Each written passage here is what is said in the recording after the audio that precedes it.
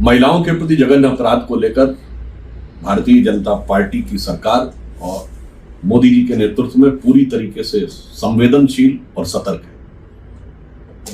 बलात्कार के आरोपियों की सजा दुगनी करने का कानूनी प्रावधान हमारी सरकार ने किया है। नाबालिग बच्चियों के साथ बलात्कार होने पर मृत्युदंड का प्रावधान किया है। साक्ष्य अधिनियम में भी वांछित संशोधन किए गए हैं।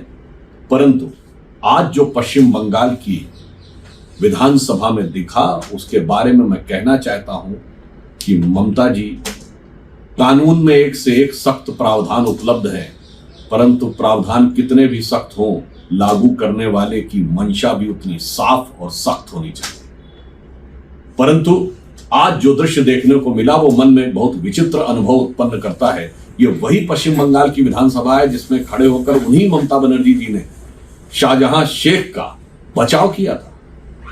और इतना ही नहीं, उन्होंने पीड़ित महिलाओं प्रोपेगेंडा का आधार बताया था। वही विधानसभा, वही प्रांत और वही नेता।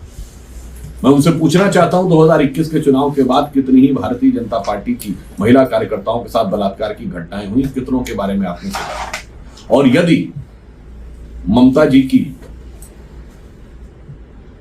मंशा साफ और सख्त है तो वो कृपया बताएं कि उनके कार्यकाल में कितने फास्ट ट्रैक कोर्ट गठित हुए बलात्कार के मामलों को लेकर, जबकि निरंतर अनुरोध किया जाता है।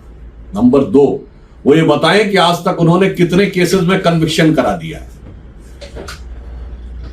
वो ये भी बताएं कितने केसेस में चार्जशीट दाखिल कर दी है। और वो ये भी बताएं कि इस आरजीकर मेडिकल कॉलेज के इस प्रकरण के संदर्भ में जिन लोगों ने कहा था कि उंगली तोड़ दी जाएगी, उन लोगों के बारे में क्या कार्रवाई की है। जिन लोगों ने यह कहा था कि ये सारे जो डॉक्टर हैं वो अन्यान्य कारणों से बैठे हुए हैं, जिन्होंने जाकर साक्ष्य नष्ट करने का प्रयास किया, उसके लिए आपने क्या कार्रवाई की थी?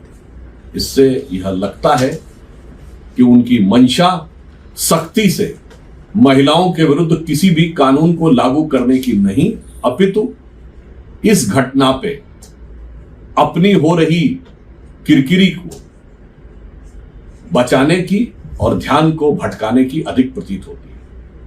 यद्यपि भारतीय जनता पार्टी हर प्रकार के उस संशोधन के पक्ष में है जो महिलाओं को न्याय दिलाने के लिए सख्त कानूनी व्यवस्था का प्रावधान करे, परंतु मैं पुनः यह बात रेखांकित करना चाहता हूं, सख्त कानून के साथ साथ लागू करने वाले की मंशा भी साफ और सख्त होनी चाहिए, जिसका बंगाल में पूरी तरीके से अभाव नजर आ रहा है।